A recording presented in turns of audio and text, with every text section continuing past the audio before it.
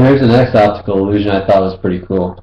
That red line segment in the top trapezoid and the blue line segment in the bottom one, the question is which one is longer? Well, again, they're both the same, and it's just amazing to me that those are the same, but they are nonetheless the same. Your brain just kind of fills that in. The bigger trapezoid, your brain just kind of assumes or just makes conclusions based on a bigger trapezoid must have a bigger line segment than the smaller trapezoid, but that is not the case here. So your brain plays tricks on you sometimes, and let that be a lesson. Don't let your brain, well, try not to let your brain play tricks on you, and especially when you're doing your AP calculus. All right, so let's take a look at the derivation of the arc length formulas. That's what this video is all about.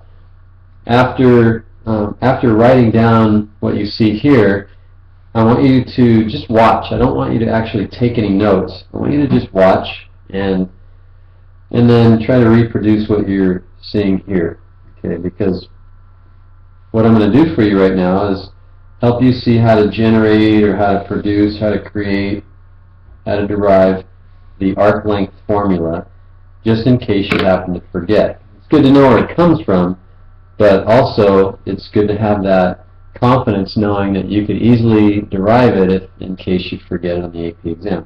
So interestingly enough, the more you try to memorize something, okay, yeah, it might be easy to memorize something, but when you're not sure that you can derive it, when you don't have a backup plan, you get more nervous. You're not as confident, and it's actually harder to memorize.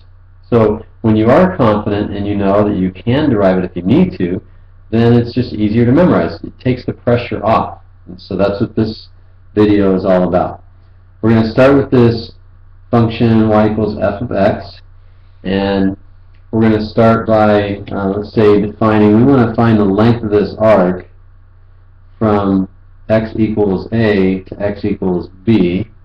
Okay, so this is what we want to find the length of the arc. We talked about that in the last video. Straight line, you're fine. But in this section, most of these are not going to be straight lines. So we're going to do this.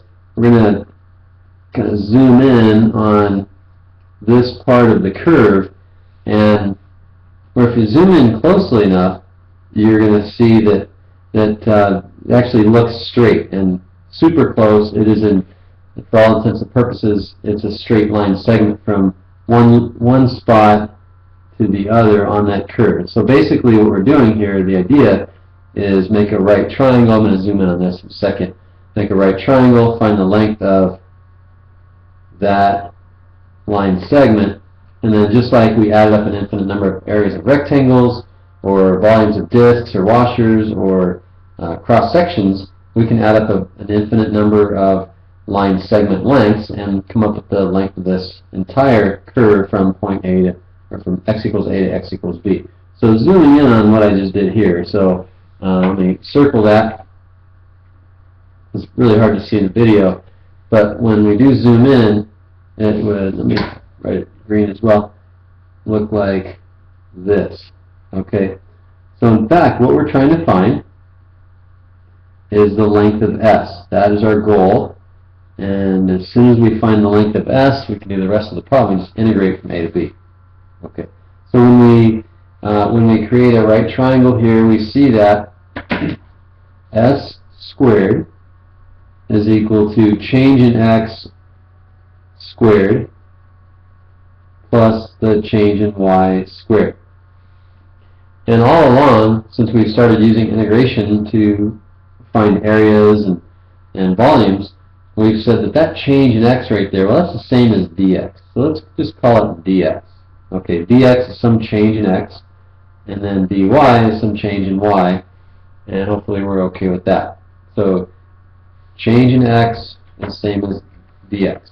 Okay, change in X equals dx, and change in Y equals dy. Okay, and so now that we have that established, we want to take the square root of both sides, because again our goal is to find S. S is equal to the square root of dx squared plus dy squared. And one thing when I first saw this years ago, I thought, well, what is that dx squared or dx squared? well, it's the same. It's dx quantity squared, and we write that as just dx squared because this is squaring. Dx is a noun, derivative of x, okay, or change in x, the change in x squared, but instead of having to write parentheses all the time, we just drop the parentheses, understanding that dx squared is the same as this thing squared. Okay, same with dy squared. So you won't see me put parentheses around it, but it is not the derivative of x squared. I mean, it's not that. So please don't confuse the two. Okay? Now, let's keep in mind also that dy squared, remember y is f of x. Okay? So we're going to take a little pause here. We're going to convert the dy squared to some function of x. So y equals f of x, and dy then would be f prime of x dx. So if we take the derivative of both sides, we get dy equals f prime of x dx. And if we square both sides, then we get dy squared equals f prime of x squared times dx squared.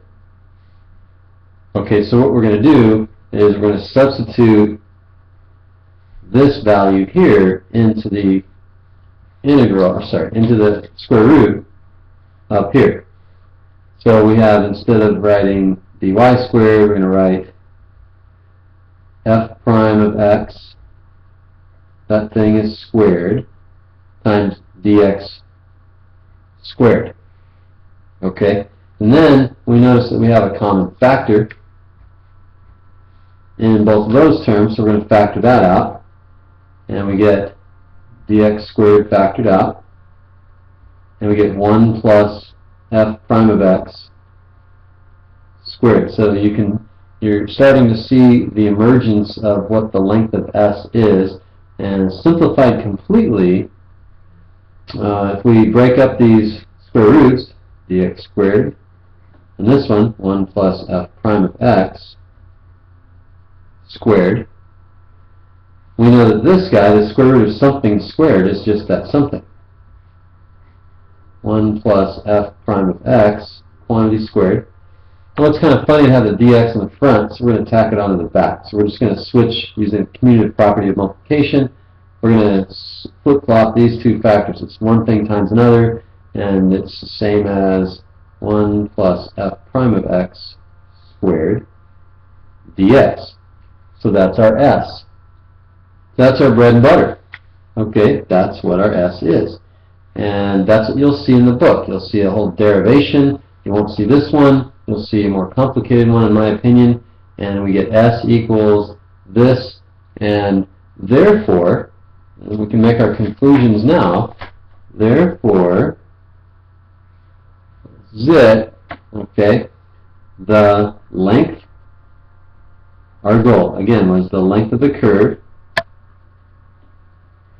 y equals f of x, on the interval from x equals a to x equals b, is, and you should be able to pause the video now and write down what that is. It would be really a worthwhile challenge to yourself to see if you understand the connection between what I just did and what the length of the curve is. Because, again, what you're doing is you're making connections between what you're learning now to what you learned before. And that's really, really important. Your brain will remember things as long as you connect them to what you've learned before. Okay, so if you've paused the video, great. Now you've played it again, and here I am still talking. You don't see the answer, but you should be able to answer this question as well, or finish this sentence. An integral adds up what?